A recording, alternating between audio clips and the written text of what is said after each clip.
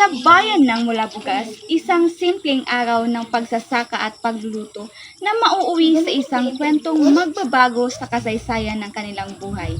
Isang kwentong magpapatibay sa kanilang pagkakaisa. Aling Bebang, maaari mo bang ikwento sa amin ang kwento ng inyong bayan?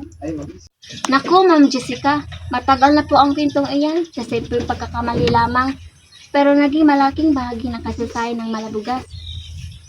Simpleng pagkakamali? Ano po ang nangyari?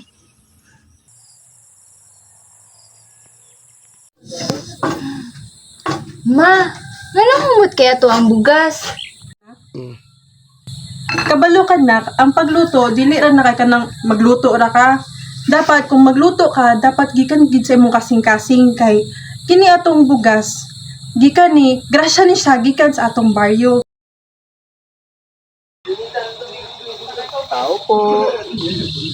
Tao po. Tao po. Tao po. Magandang umaga po. Pasensya na po, ako ay naliligaw. Maaari po bang magtanong? Ano po ang pangalan ng bayang ito? Ma, wala na ang bugas.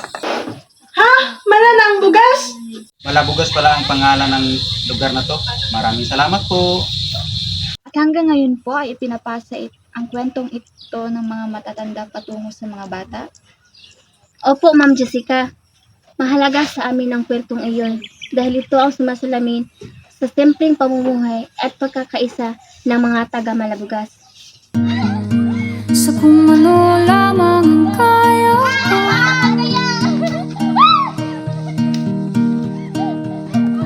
bigang-bigang sa mga problemang di masolusyonan agad.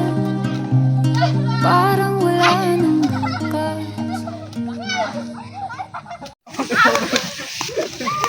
Hala, si Aling Bebang!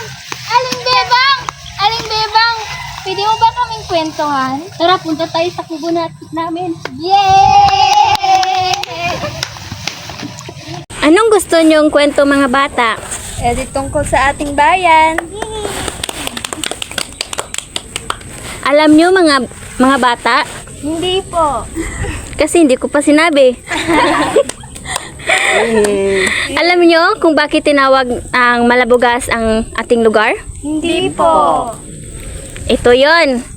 Mula noon, may isang dayuhan na naligaw sa ating bayan at hindi niya alam kung ano ang pangalan ng lugar natin.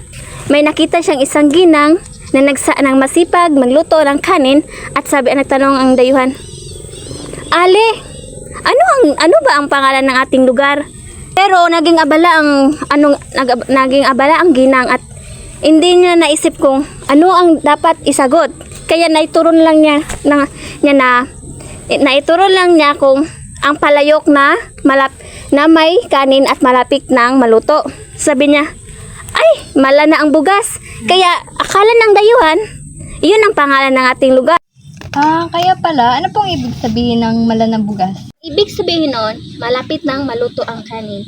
At alam niyo, mga bata, para rin ating lugar, may mga pag-asa at may mga pagsubok. Katulad din ng malapit na maluto ang kanin, lagi tayong aani ng bunga ng ating pagsisikap. Kaya't mulat noon, ang tawag ng lugar natin ay Malabugas. pwede bang umiwas? Hinahanap Isang simpleng kwento, ngunit nag-iiwan ng malalim na aral na kahit sa pinakamaliit na bagay, mayroong halaga at kahulugan. Sa bayan ng Malabugas, ang bawat butil ng kanin ay puno ng kasaysayan at ang bawat puso ay puno ng pagmamahalan.